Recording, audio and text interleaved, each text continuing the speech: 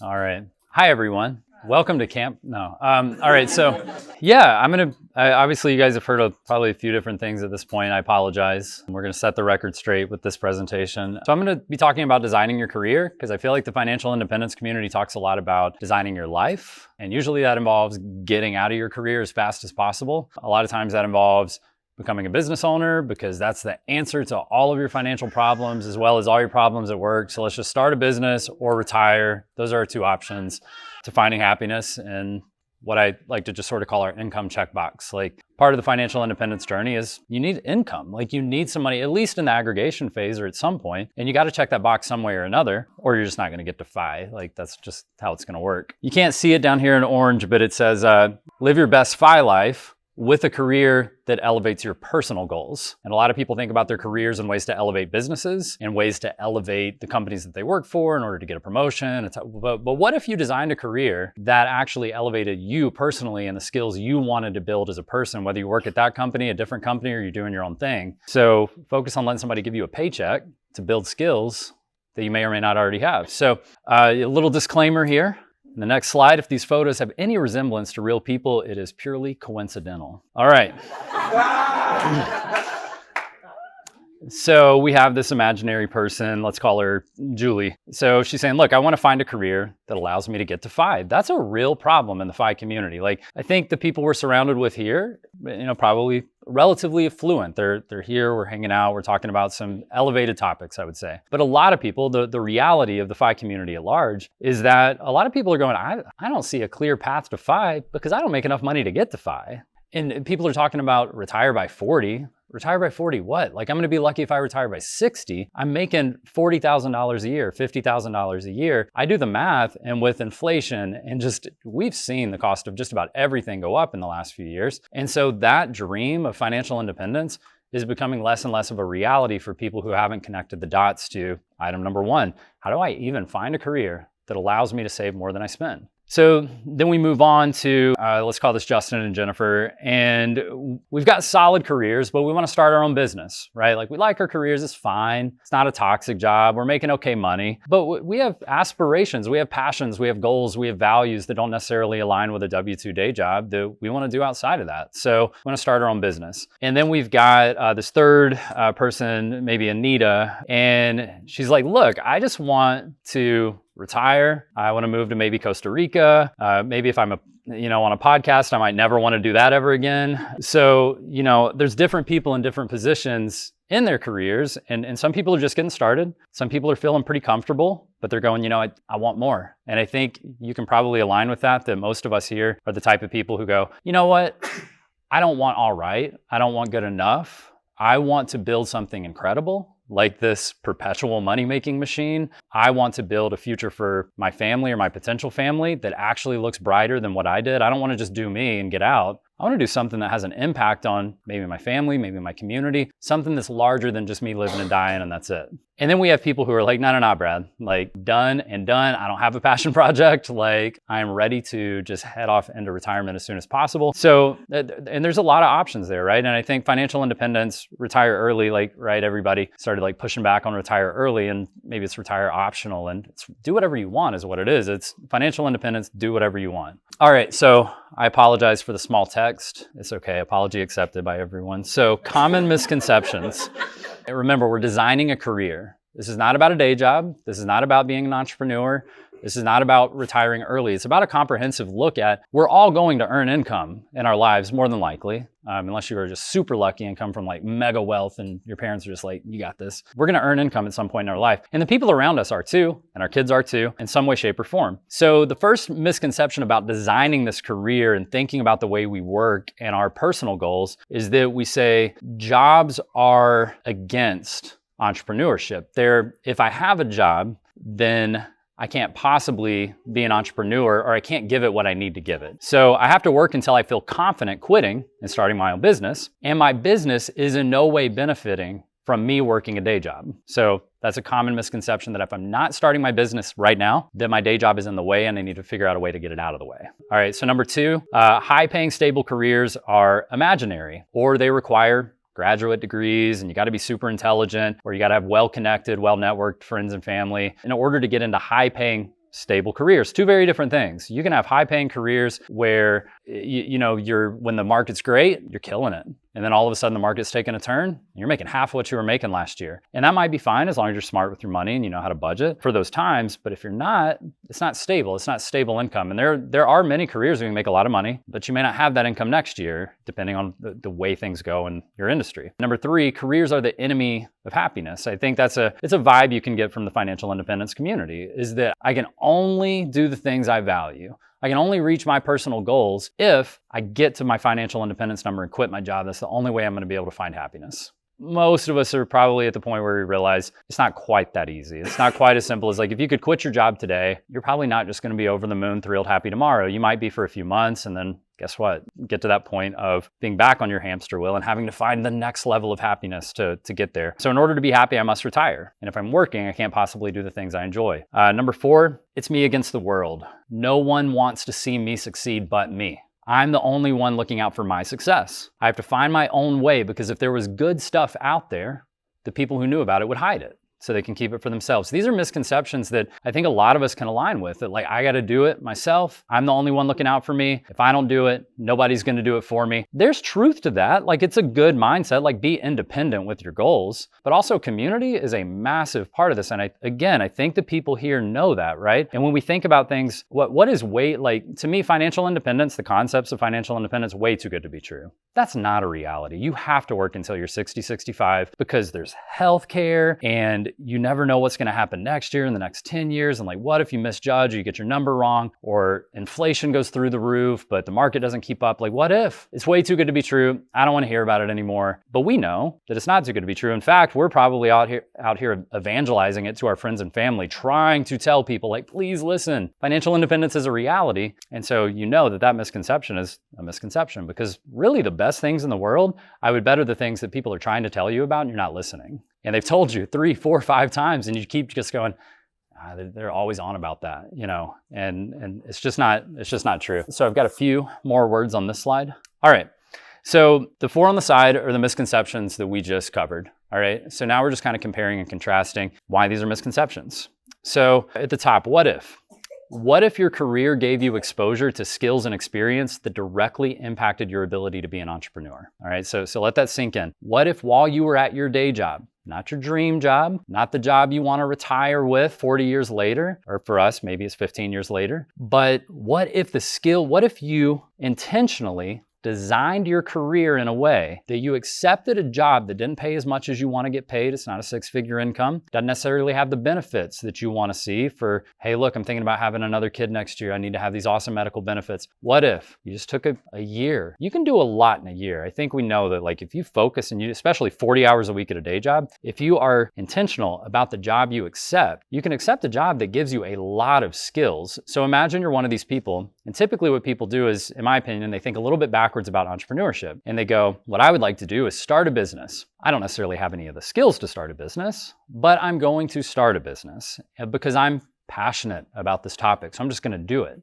But what if they took a job that paid the bills, that got them a paycheck in their hand, and actually taught them the skills that they needed in order to be successful as a business professional? Or like, imagine you want to be a photographer. It's like everybody in my family is a photographer all of a sudden, right? It's like, I'm going to start doing wedding pictures and couples photos. And it's like, you barely have a camera. And they want to start a business before they understand how really, like, the details of how photography even works, and how lighting works, and how cameras work, and the different, maybe like filters and different things you want on your camera. So they have no idea how it works, but they just want to get started because they're excited about taking pictures, I guess. And they don't know how to run a business. They don't know how to file taxes. They don't know how to structure their business. A lot of the stuff we just talked about in this last session, they have no understanding of any of these concepts, but they're going to start a business today. And so to me, that's backwards. You are entitled, maybe that's not the right word, but to me, you are entitled to start your own business when you have the skills that are actually applicable to doing that. And so first, you should do what needs to be done first. And if you're intentional about this, accept the job that you think is going to teach you the skills that are going to allow you to be extremely successful. Because most startups fail. We know it's like 90+% of startups fail. And it's not like, of course they do. You're good at cooking, you open a restaurant. That's not good enough. You probably need to work in management at a restaurant first. Sucky job, bad hours, do it for a year. Understand how restaurant management works. Now start your restaurant because you actually understand what you're getting yourself into. All right, so what if you heard about high-paying remote jobs that require no college degree needed, they're free to learn online, and there's millions of jobs available, just an example.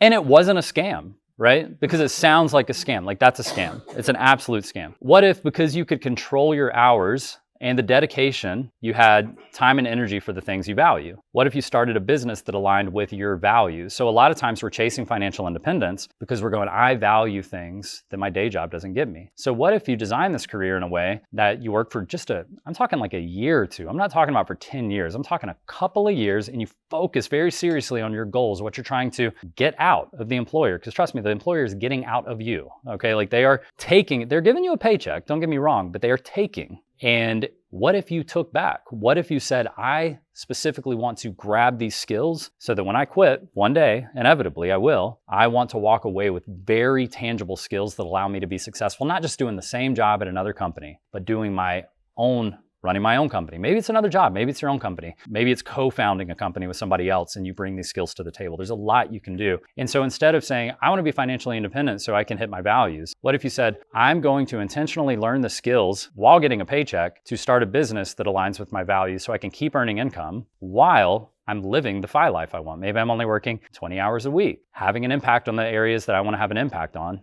still getting a paycheck, and still racing towards financial independence way before. You don't have to wait 20 years. You can do all the things I'm talking about right now. It's an investment. It's 2 to 3 years, right? You can do all those things in a lot of different areas. So what if there were communities of like-minded people truly looking to help one another in more than just the FI world? And I think a lot of times we just say, well, the FI's got an amazing community. Isn't that cool? Other areas also have really amazing communities. And it takes a second to get into them. Like you didn't just jump, some of you did, just headed to CampFI, right? But most people had to warm up. They listened to a podcast, they read a book, they watched YouTube for years before they really found their place in the community and decided, you know what, I think CampFI is my thing. I think local meetups are my thing. I think hanging out on Facebook community groups or Mustachian forums or whatever else, I think that's where I see myself fitting in. And guess what? All those examples exist in it could be business, it could be hobbies. Those communities do exist and people are actually looking out for each other. And just like any good community, there's going to be somebody who comes along every now and then trying to sell something, right? It just happens.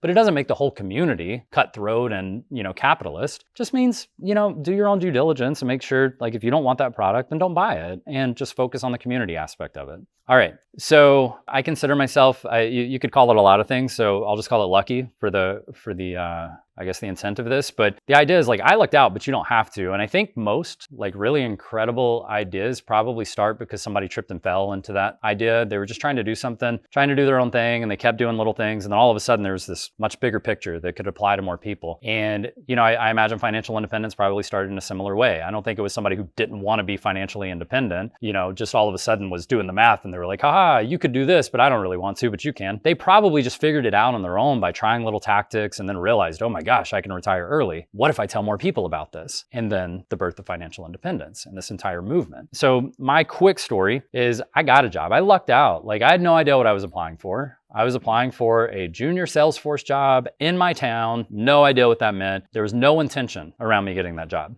I was just getting a job to get a paycheck. That's got to be the minimum viable reason to get a job, is just for the paycheck. Okay, like look for something more than a paycheck. Look for something more than benefits. Look for the tangible skills that you're going to learn at that job that are going to feed you into your personal goals. All right, so we go into things like, these are some I just put up these 5. These are pretty common career paths that people consider to aspire to these career paths. So lawyers, accountants, nurses, teachers. There's a lot of different like tech sales. These are, if you look at like high paying jobs, it tends to be like, it could be tech sales, it could be like hospital equipment sales. Like those are, very, very high paying. So people get into things strictly for the money. And then, sometimes you'll see these people trying to start, I'm going to start my own law office one day. I'm going to start my own accounting, whatever, one day. She knows what it's called. I don't know what it's called. I'm going to start my own nursing practice. Teachers, maybe not so much, but I would argue that they should be doing online courses for homeschool programs and everything in between. But teachers and then people who are in sales, they end up just going off and trying trying to sell something different or whatever else. And what we end up doing is we just get and I did too, we just get a job. And then our entrepreneurial ventures end up being just whatever the hell we got a job doing, right? And it may not align with our values at all, but we end up doing this thing unintentionally. But if we did it intentionally, that would be different. So unintentionally, we just get jobs out of college or high school or whatever else we do. And then we try to become entrepreneurs at that thing. But instead of choosing what the thing was going to be, we just accepted whatever gave us a paycheck. And then we tried to start a business doing that. So this all goes back to I lucked out. So I got into Salesforce right out of college. I had no idea what it was. I had some really great mentors in my office that told me like, hey, this is bigger than a job. Like, this is huge. Like, you could have a career out of this. Just like stick with it. I didn't have anybody else giving me advice, so I took their advice. About 5 years later, so I was in it for about 5 years, and my daughter was on the way, and I was going up to work. I was working from home, working 8 hours a day, no big deal, like normal stuff. I was coming home, coming downstairs at about 5:30. I was reading all these parenting books about like what it's going to be like and sleep schedules and all this stuff. And everybody's parenting style is different, so don't let me put my style on you. That's not what I'm trying to do. I'm just telling you my story. Me personally, I didn't like the idea of getting off work at 5:30 and then my daughter going to sleep at like 7. That didn't make sense to me, that I'm going to get up in the morning, I'm going to have breakfast, maybe go for a walk, see my daughter for maybe half an hour, go upstairs and work, and then see her for another hour and a half. And so on a weekday, I'm going to see my kid for 2 hours. That was not my goal as a parent if I had a choice. Now, if I don't have a choice, that's different. But my goal as a parent was to spend more than 10 hours a week with my kid during the weekdays. I was intentionally having a child. I wanted to have a child, and I was excited about the prospect of it. So thanks to financial independence, I was already sort of practicing these concepts. And so we had a 50% savings rate.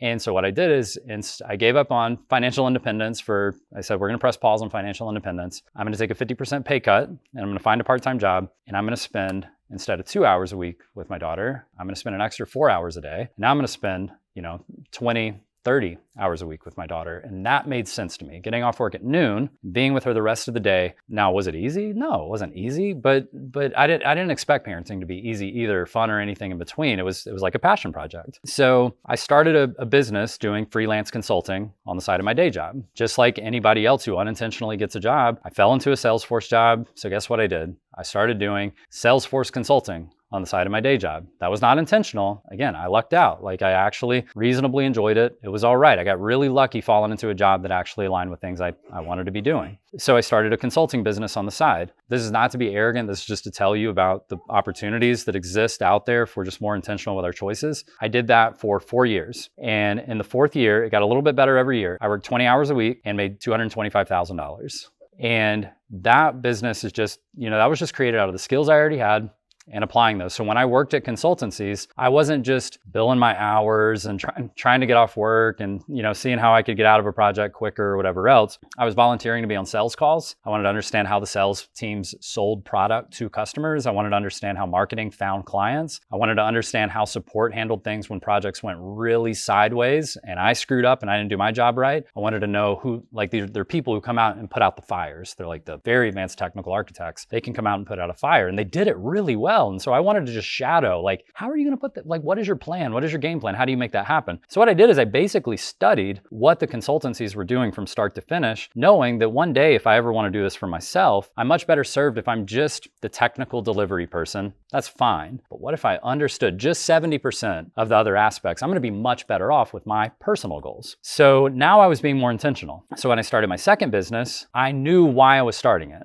I was starting it because I knew about the impact that this particular career had on my life. Because when I started my second business, I was 31 and financially independent. And that was through the fortune of these, the career that I had tripped and fell into. So I was much more intentional. So now I run a business where it aligns with my values, truly. I am extremely thankful when I wake up. Like, I can't say every day, because I'm not like, there are days I don't get enough sleep and I'm not thankful. But at least once a week, I look up and I'm like, is this real? Like, for real, I get to work the hours I want to work within reason, as long as I'm serving the people that I set out to serve. And I get to make an incredible income that shouldn't be allowed, and do something I actually enjoy and make an impact, and get to hear people's stories about, like, hey, this is the life I was living and now this is where I'm at. And I get to win and they get to win and everybody, like, that's crazy. So again, I lucked out, but I think there is a clear path to being intentional about these choices and actually designing a career where this happens, not just getting lucky and having this happen. Oh, and so then I ended up creating a community. number one, I wasn't involved in the communities too much because I couldn't quite find my place. And I think I probably could have found my place if I dug a little deeper and tried a little harder and got a little more involved, but I decided to just create my own. And there were things I saw other communities doing that I didn't love. And I thought, well, if I just do it myself and I create a safe place for other people who are trying to learn these concepts, then that'll be better. So I just created my own community. And you could do that too, but chances are whatever you're interested in, there's already community for it. You might have to dig a little bit, and it might take 3 months instead of a weekend, right? So we have to dig a little harder to find those niche communities that really care about the things we care about. And you're gonna find people who do wanna help you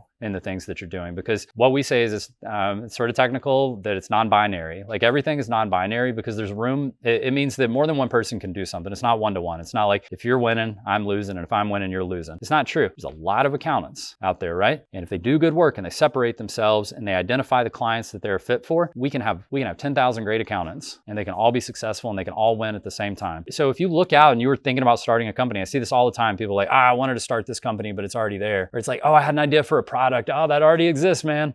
I don't care. Like, do it too. Also do that and do it a little bit differently. Do it with your personality and care about the people that you serve. And so what I found through this is that my desire for financial independence became an afterthought, because it's like, I like what I'm doing. I make money doing what I'm doing. It pays the bills. And so becoming financially independent, all of a sudden we were chasing financial independence in order to find value and happiness and impact in the things that we do. It turns out you could do that without being financially independent. And I'm not saying give up on FI, but I'm saying there are more than 2 ways to handle this. And if your goals for FI are strictly trying to be happier, I'll bet you there's a way you can design happiness into your life right now. Like write down the 3 things that not having a job anymore is gonna make happen in your life. And let's see if we can design a career that allows us to do those 3 things today, instead of having to wait until, maybe we're not at our peak. And now we just worked and worked and worked, hoping for, an outcome later. I don't know why I put this in here, to be honest. I just felt like it was a thought. I didn't know how to fit it in, but I just said, why do we believe something is possible? Because I think we look at this and it's like, okay, that's fun. I think it's because we've seen other people do it. We understand the path to success, and we believe that we are also well suited for that path. You can understand a path to success and say, I don't want to do that. That doesn't sound interesting. So you've seen other people do it successfully. You understand the path to success, and you believe you're well suited to also walk that path and have success in that way. So I talked through this already. So I got my job, started the consultancy, then I started coaching, built the community, and no longer interested in FI. So final thought, I am interested in FI, but it's not as every single day on my mind as it used to be. So the other thing I want to point out is that this path, I did not just lay out some easy get rich quick scheme, right? Not even close, not even close. And I think the most incredible outcomes in our life are going to require work and dedication. And there's a difference between having a clear path to success and having an easy path to success. And, when I think about it, it's like you see a trail through the woods, and at the top of this mountain, success is right there. And there is a trail, but there's some cliffs you got to climb, and there's some, mud and quicksand and everything in between that you're going to have to get through. But there is a clear path to success, and nobody said it was going to be easy. So if you don't want to work and you don't want to focus, you don't want to be dedicated or commit to something, probably never going to reach financial independence. You're probably never going to achieve any of your major wish list items, because it's not going to be a honeymoon all the way through. So I think sometimes we have to toughen up and go, you know what, I'm willing to do something tough to get to an outcome. And I just wanted to point out all the synergies. I think I've hit this a few times, but a lot of people out there, I would say the majority of people who have heard about financial independence likely believe that it is a scam, or there's some kind of element to it that makes it not a reality. There's some kind of thing I'm going to have to join into and become part of the pyramid and all the things. I think the majority of people who have heard about financial independence believe that is true. And then going back to the focus and dedication thing, imagine if you told somebody about financial independence, I'll do it for a year and let's see what happens. That doesn't work, right? We're trying to accomplish a goal that is incredible. This is not a 1-year goal. And when we talk about designing our lives, that is not a 1-year goal. And when we talk about designing our careers, that is not a 1-year goal.